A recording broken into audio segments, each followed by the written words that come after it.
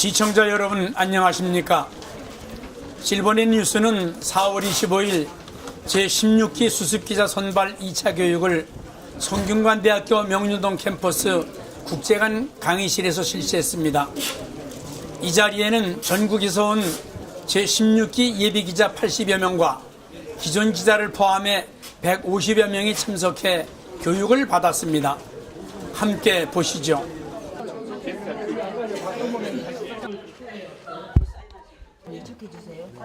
실록을 재촉하는 계절에 원근 각지에서 모인 제16기 수습 기자와 기존 기자들은 반갑게 인사를 나누며 강의실을 가득 메웠습니다. 지금부터 실버넷 뉴스 제16기 기자 2차 선발 교육을 거행하겠습니다. 마무리 소장하는 새봄에 여러분을 뵀는데 벌써 최복희 기자의 사회로 개회식이 시작되었으며 제1교시는 윤희정 실버넷 뉴스 자문위원회 인터뷰하는 법에 대한 강의가 있었습니다. 1교시 교육을 해주실 분은 실버넷 뉴스의 자문위원이시며 우리에게 많은 도움을 주시는데요. 지금 현재 유나 커뮤니케이션즈 윤희정 대표님이십니다.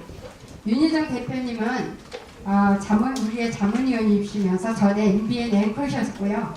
지금 유나 커뮤니케이션즈 대표로 계시면서 각 기관에 스피치 강의를 하고 계셔요. 앞으로 모시겠습니다.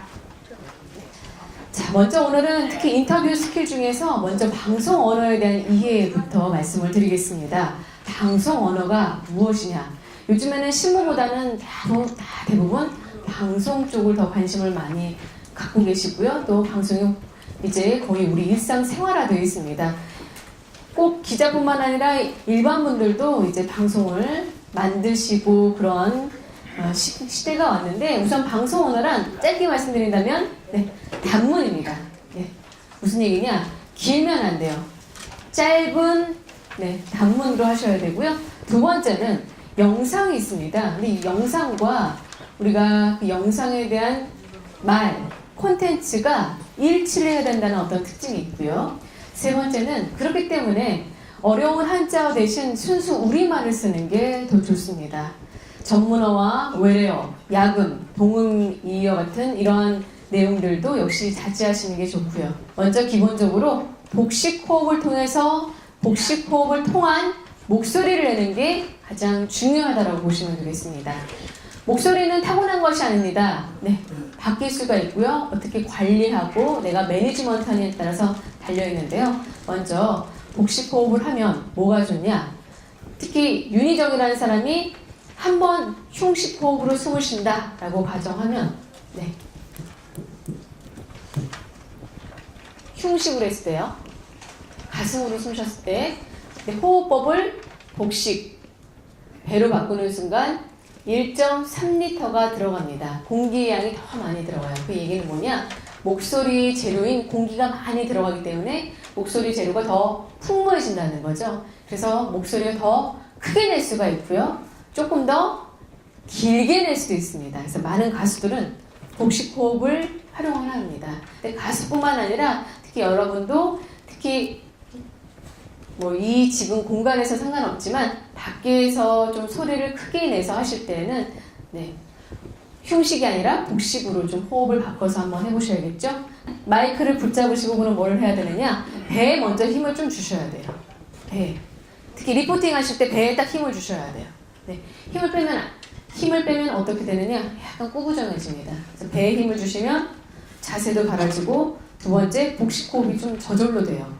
배에 꼭 현장 리포팅 하실 때는 배에 힘을 주시면 자세도 좋아져요. 어깨 이런 것들도 다 펴지고, 두 번째는 턱도 당겨져요. 대부분 카메라 보면 나중에 많은 분들이 이렇게 하세요. 왜? 힘을 빼니까요. 약간 이렇게.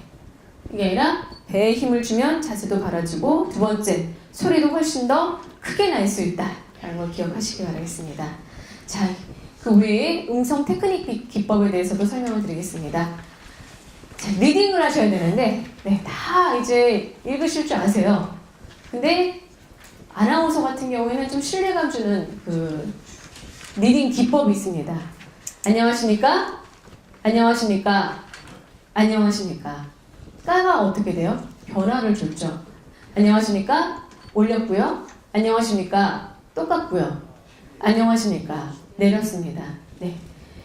보면 안녕하십니까? 저 같은 경우는 이제 아침 지금 교양 프로그램을 맡고 있어서 밝은 느낌을 해야 돼요. 그래서 안녕하십니까? 첫 번째 소식입니다. 이런 거 없잖아요. 그때는 네, 안녕하십니까? 네, 안녕하세요. 반갑습니다. 윤희정입니다. 약간 올립니다. 하지만 뉴스를 진행하신 분들은 안녕하십니까? 첫 번째 소식입니다. 하고 약간 내리시면 된다는 거죠. 그래서 이 어미를 올리느냐, 똑같이 가느냐, 내리느냐, 의미와 목적에 따라서 다 다르게 하실 줄 아셔야 돼요. 오늘 강의 잘 들었습니다. 인터뷰에 대해서 그 방법을 알려 주셨는데 핵심만 좀 짚어주셨으면 감사하겠습니다. 네, 특히 오늘 같은 경우에는요, 방송 언어에 대한 이해를 대상으로 이렇게 교육을 했습니다. 먼저 방송 언어 같은 경우에는 쉽고 간결하게 또 이제 짧게 얘기를 해야 되고요. 무엇보다도 이제 시청자 수준을 한 중학교 1학년 한 13세에서 14세로 기준으로 해서 네, 간편하게 좀 쉽고 준말을 대상으로 해서 방송 언어를 이해하는 것이 가장 주된 교육이라고 보시면 되겠습니다. 네. 그렇군요. 네. 감사합니다. 네. 편집국장 김의배입니다. 이 교시는 실버넷 뉴스 김의배 편집국장이 보도 사진 찍는 법, 튀어야 산다를 열강했습니다. 오늘 교육의 주제는 보도 사진 찍는 법, 튀어야 산다입니다. 우리가 일반 신문 기자를 볼 때에도 제목이 튀어야 살듯이 우리 보도 사진도 사진이 튀어야 삽니다. 그러한 그 튀는 사진을 찍으려면 같은 행사장이라 하더라도 좀 더 일찍 가서 최소한 1시간 정도 일찍 가서 좋은 자리를 선점하는 것이 포인트입니다. 예를 들어서 3.1절이나 광복절 행사는 주로 세종문화회관에서 행사합니다.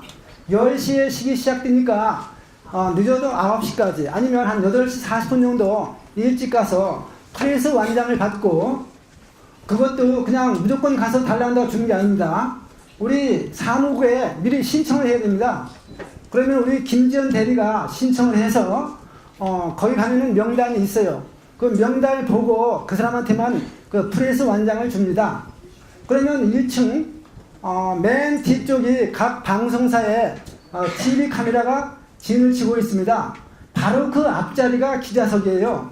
그 기자석에도 양쪽 사이드보다는 정중앙에 가서 딱 자리를 잡고 있으면 좋습니다. 조금만 늦게 가도 없어요. 꽉 차버리니까. 그러니까 좀 더 일찍 가서 남들이 오기 전에 미리 가서 그 자리를 선점하고 있으면은 가장 좋은 사진을 찍을 수가 있습니다. 먼저 보도 사진의 3요소를 하겠습니다.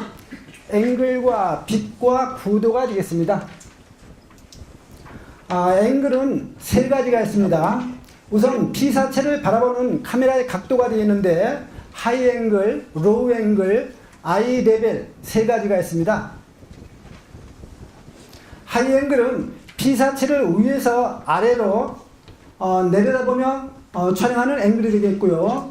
우리가 휴대폰으로 셀카를 찍을 때 손을 뻗어서 위로 뻗어서 찍으면은 역시 이것도 하이 앵글입니다. 그렇게 찍어야만 바로 정면에서 찍는 것보다는 사진이 좀 더 멋지게 나옵니다. 그 대신 인물 사진 촬영할 때 위에서 내려 찍기 때문에 저같이 키가 작은 사람을 하이 앵글로 찍으면 더 작게 보입니다. 그러니까 특히 기념사진 같은 거 찍을 때는 하이 앵글은 어울리지 않고 그때는 오히려 로우 앵글이 좋습니다. 우리 보도 사진에서 흔히 많이 사용하는 앵글이 하이 앵글 되겠습니다. 많은 사람들이 있을 때 높은 위치에서 내려 찍으면은 많은 사람들의 얼굴이 나오겠죠.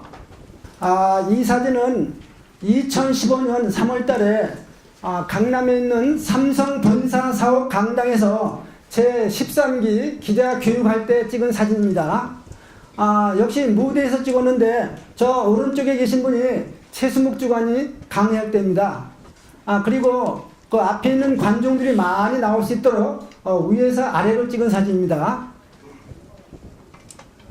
다음 이 사진도 같은 장소에서 2층 조정실에서 내려다보고 찍은 사진입니다. 다음은 로우 앵글에 대해서 말씀드리겠습니다.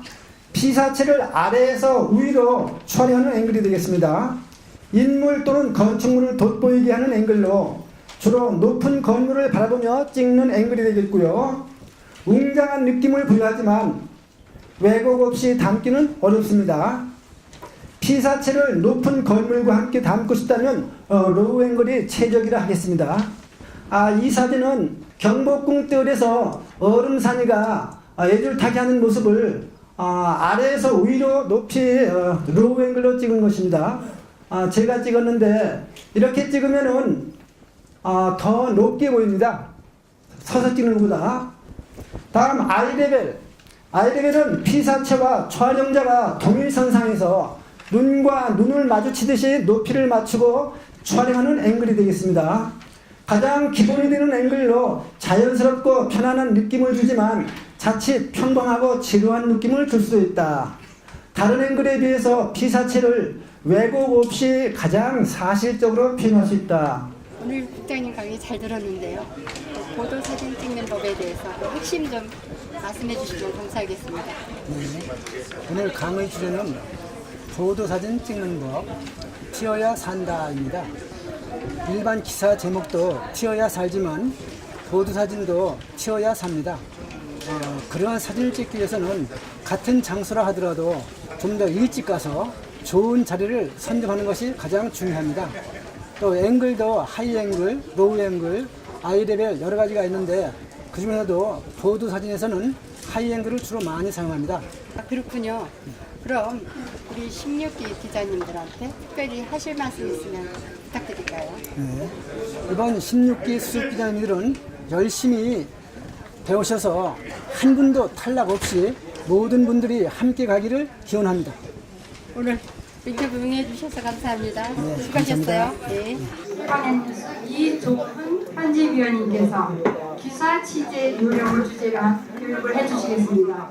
그간 360건의 기사를 쓰면서 제가 나름대로 익힌 그 현장 취재 요령을 그걸 근거로 해서 오늘 말씀드릴까 합니다.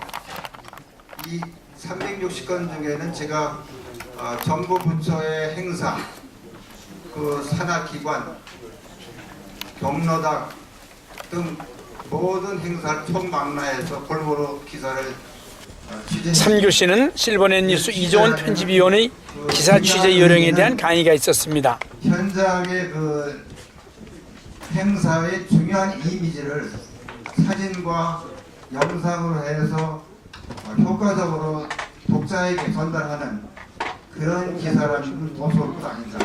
그래서 지금 제가 그 안에 그 보고 느끼고 배운 그러한 영상을 여러분에게 전달해 드린 것이 현재 현장 가서 취재를 어떻게 할 것인가 그러한 내용을 요약해서 보여드리겠습니다. 그러면 이제 제가 그 금년 1월 13일 날 성화 봉성이 지방 순회를 마치고 서울로 이제 도착해서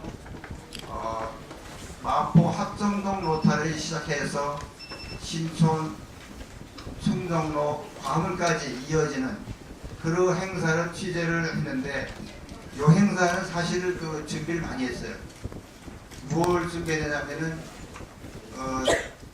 성화 봉성이 어디서 출발할 것이냐, 그 장소 파악하는 거, 내가 거기까지 가서 삼각대하고 카메라하고 설치하는 세팅 작업을 하는 시간이 30분 전에 끝내야 된다.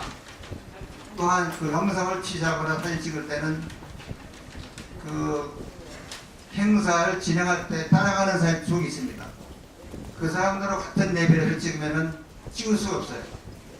그래서 그럼 어떻게 해야 효과적으로 사진 찍을 것인가? 이걸 궁리하다가 합정동 로타에 가서 이제 그 지하철 환풍구 있죠. 환풍구에 올라가면 한 1m 됩니다. 그렇다가 눈이 살짝 내려가지고 그 환풍구 위에 올라가서 삼각대를 설치하고 이제 준비하는데 지하철 지나갈 때마다 그냥 바람이 수도 올라오고 여기까지 그런 걸 느끼면서 이제 시작을 한 그런 것이 지금 마음에 기억이 남습니다. 그걸 영상을 잠깐 보시고 다음 강의를 시작하겠습니다. 2018년 평창 동계올림픽 대회 서울 방송이 2018년 1월 13일부터 1월 16일까지 4일간 서울 전역에서 진행되는데요. 이번 서울에서의 올림픽 성화는 30년 만의 재회입니다.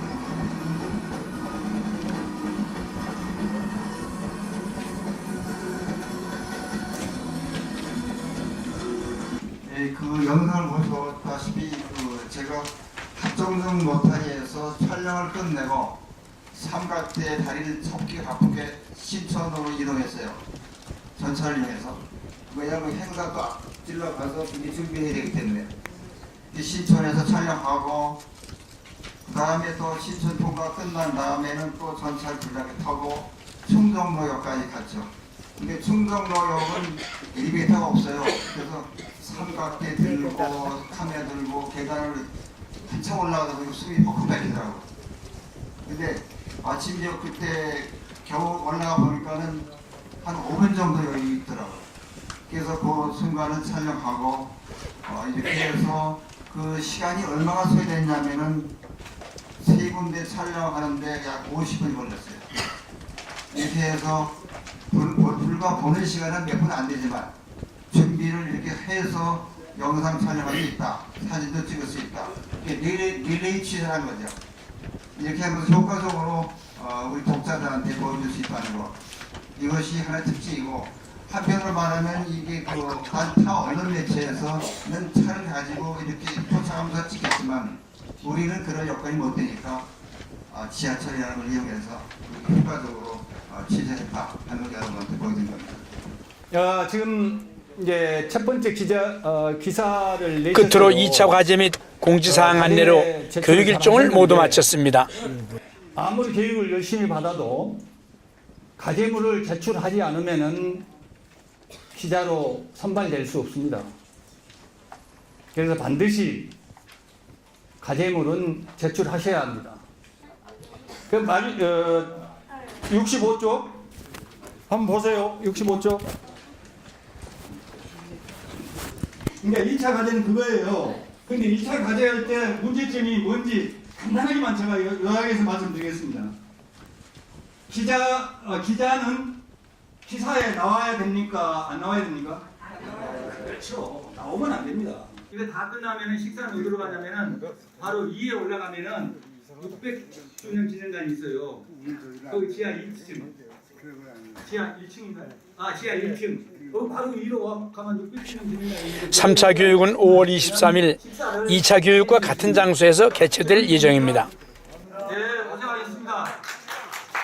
여러분, 수습기자 교육을 잘 보셨나요? 교육생들이 진지하게 경청하는 모습을 보니 몇 년 전 저의 생각이 문득 나는군요. 모두 합격했으면 참 좋겠습니다. 이상으로 실버넷 뉴스를 마칩니다. 시청해주신 여러분 고맙습니다.